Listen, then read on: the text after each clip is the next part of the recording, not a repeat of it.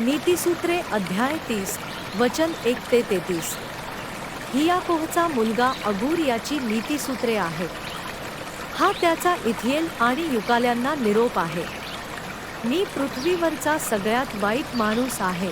मी जितके समजून घ्यायला हवे होते तितके मी समजू शकत नाही. मी शहाणा व्हायला शिकलो नाही आणि मला देवाबद्दल काहीही माहीत नाही. स्वर्गातल्या गोष्टीबद्दल आजपर्यंत कोणीही काहीही शिकला नाही. कोणीही वायाला कधी हातात पकडू शकला नाही. कोणीही पाण्याला कपड्यात पकडू शकला नाही. पृथ्वीच्या सीमा कोणालाही माहीत नाही. जर कोणी ह्या गोष्टी करू शकला तर तो कोण असेल? त्याचे कुटुंब कुठे असेल? देवाने म्हटलेला प्रत्येक शब्द परिपूर्ण असतो. जे लोक देवाकडे जातात त्यांच्यासाठी देव म्हणजे एक सुरक्षित जागा असते. म्हणून देव ज्या गोष्टी सांगतो त्या बदलण्याचा प्रयत्न करू नका. तुम्ही जर तसे केले तर तो तुम्हाला शिक्षा करेल आणि तुम्ही खोटे बोलता हे सिद्ध करेल. देवा, मी मरण्यासाठी तुला 2 गोष्टी करायला सांगणार आहे. खोटे बोलण्यासाठी मला मदत कर आणि मला खूप श्रीमंत वा खूप गरीब करू नकोस. मला रोज लागणाऱ्या गोष्टीच फक्त दे. माझ्याकडे जर गरजेपेक्षा जास्त असेल तर तुझी मला गरज नाही असे मला वाटायला लागेल. पण मी जर गरीब असलो तर मी कदाचित चोरी करेन. त्यामुळे मी देवाच्या नावाला लाज आणेन. सेवकाजवळ त्याच्या धन्याबद्दल कधीही वाईट गोष्टी सांगू नका. जर तुम्ही सांगितल्या तर धनी तुमच्यावर कधीही विश्वास ठेवणार नाही. तुम्हीच अपराधी आहात असे त्याला वाटेल. काही लोक त्यांच्या वडिलांविरुद्ध बोलतात आणि ते त्यांच्या आईबद्दल आदर दाखवित नाही. काही लोकांना आपण चांगले आहोत असे वाटत असते पण ते खरोखरच वाईट असतात. काही लोक स्वतःला फार चांगले समजतात. आपण दुसऱ्यांपेक्षा खूप चांगले आहोत असे त्यांना वाटते. असे काही लोक असतात ज्यांचे दात तलवारीसारखे असतात, त्यांचे जबडे सुरीसारखे असतात. ते गरिबांकडून सर्व काही हिसकावण्यात त्यांचा वेळ खर्ची घालतात. काही लोकांना जे जे घेणे शक्य असते ते घ्यायला आवडते. ते फक्त मला दे एवढेच म्हणत असतात. 3 गोष्टी कधीही समाधानी नसतात, खरे म्हणजे 4, ज्यांना कधीही पुरेसे मिळत नाही.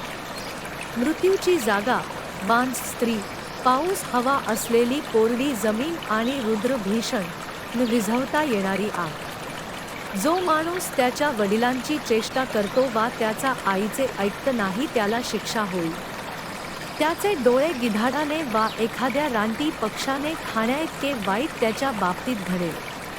3 गोष्टी माझ्या समजण्यापलीकडे आहेत, खरं म्हणजे 4 गोष्टी ज्या मी समजू शकत नाही. आकाशात उडणारा गरुड, दगडावर चालणारा साप, समुद्रात जाणारे जहाज आणि स्त्रीच्या प्रेमात पडलेला पुरुष. जी स्त्री नव्याशी एकनिष्ठ नसते ती तिने काहीही चूक केलेली नाही असे वागते.